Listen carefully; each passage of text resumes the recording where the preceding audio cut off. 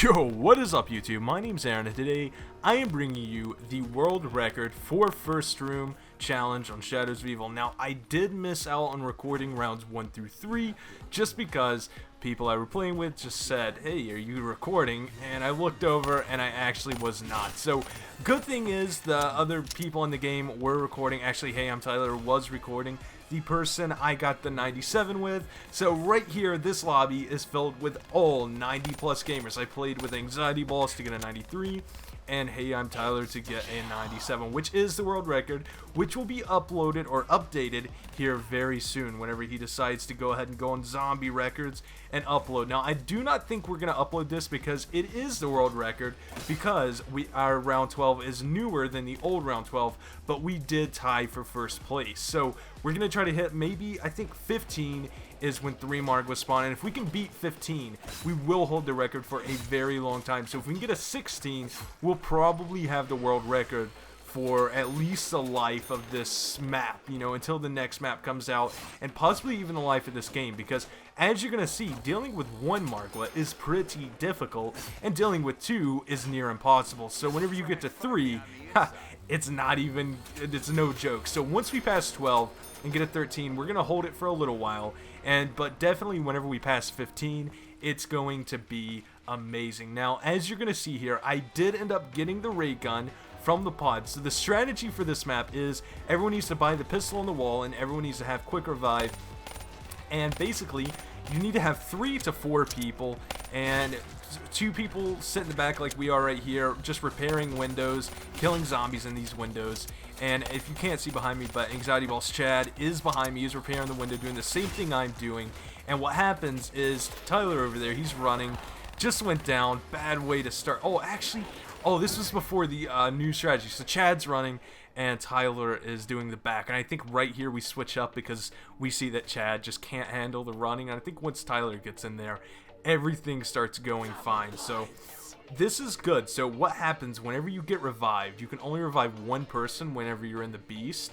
But the thing is you need to, both people, whenever they go down, needs to get as close as they can, so you can pick up 2 people at one time and really just use the beast mode to revive. Now, you only get 1 shot at that per round, so you do have to make it worthy of a revive. You know, if there's like 2 Marglas out and you're the last one alive, definitely use it. But if you can get someone without using that, it seems to be the best way to play this map. Now, these rounds right here kind of do get tricky. I think we actually do live through it on this round. Now, what I decided to do, I think if it's this game, this was our first try, and then we tried so many times to get past 12, and we kept dying before 12. So I think I just went up and turned into a beast mode right here. Yeah, I do. And I'm like, you guys have fun doing this, because these things will get you down. Now, the best way to deal with this round would be to 1 person go into beast mode and the other 2 kind of swat and kill the flies in the air. You know, max ammo will drop, but you don't really need it, because right here on the wall, as you can see, we start buying the gun. Now, a good tip, and after this video, rank up your RK5 a little bit, put a red dot on it, or the ELO sight, get quick draw and or quick mags. That's it, quick mags and quick draw, and it'll pretty much set you up for this. It'll make your life a lot easier while you're doing this, and go ahead and throw a camo on it too, so it looks nice. So like I said, this is our first try we ever did, and you know, I never used the RK5, so it was basically level 0. So this game right here in particular was one of our better games, and you can see in the end, I know we're not there yet, but I do have this amazing clutch play coming up, so be on the lookout for that. I'll definitely shout it out whenever I get there. So in this video, I'm just kind of going to be telling you guys and teaching you guys some ropes about zombies. I think we're also, us 3, we're going for the Dead Ops record, the world record for Dead Ops later on tonight. And, you know, it's fun doing first room challenges. This is something you do when you don't have hours and hours to play, but you do have, you know, a little bit of time. And what I mean by hours and hours is you would probably need about, I don't know, a good 4 hours to just try this out. You know, you definitely do not need that much, but a good little bit, you know what I mean? Instead of going for like a 10 or a 13 hour game like my 93 and 97 was. I think the 97 was 13 hours and 30 minutes, and our round 93 was about 10 hours and 30 minutes. Now, as you can see, I'm dealing with the Margwa a little bit. Wow, I actually just somehow made it through that, and right now we're trying to shoot the mouth, because if you get stuck in this back corner with the Margwa, you will go down. As you can see right there, if it gets anywhere past that truck, just expect it down. Now, this is where the third person is going to have to be clutch with the beast mode. Now, you're going to see him, and we're going to start crawling together a little bit, and, you know, I wasn't even thinking about that at first. So, right here, he's going to pick both of us up at the same time. That's the optimal way to use beast mode if two people go down. Now, as you can see, zombies are still spawning. Margwa is still out. Now, we're going to have to do something tricky here and keep killing the zombies down here. I think I'm going to wedge out to the side a little bit. Yeah, there we go. And, you know, it's good. So a good tip is to make sure you have an insta-kill in that small room over there that you open up with beast mode, and have a pod green on round 1, so you'll be able to get a ray gun or a haymaker or something like that by round 9. That's kind of like the optimal playing right there, and we got extremely lucky with being able to get a ray gun out of the pod. Now, as you can see, just died right there. If it gets past the truck, you will go down on this side. Trust me, there's no way out of it.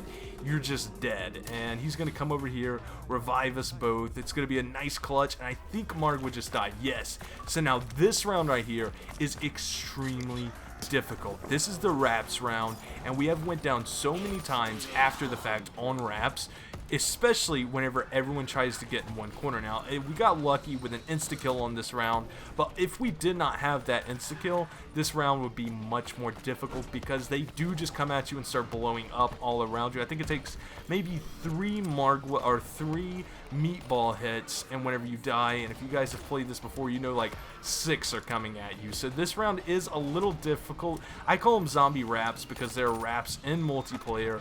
But, you know, this is a little bit different. Now, a good strategy for this would be, like I said, one person just going into beast mode and waiting until the other two kill them. Also try to smack them. You know, if you electrocute them, it's not going to kill them. It's going to make them spawn on the back or the other end of the map. They're just going to respawn. So even with the horde, it's not a good idea to kill them. Now, as you can see right here, this is a very bad problem with wraps, but we're not, you know, you don't really need a max ammo while we're here in the spawn, so everything was good there with it floating. I think I made a remark whenever we were playing, if this happened in the 90s, it's pretty much game over. You know, it's not game over because you can still kill, but that's definitely a ton of zombies you could kill with the wonder weapon. So try to make sure in your real game not to have that happen. I think the best way is to let them hit you and not really shoot them with your gun, or have like little Arnies or something. As you can see here, this window got overran quickly. I did get an insta-kill, which helped out just a little bit, but this right here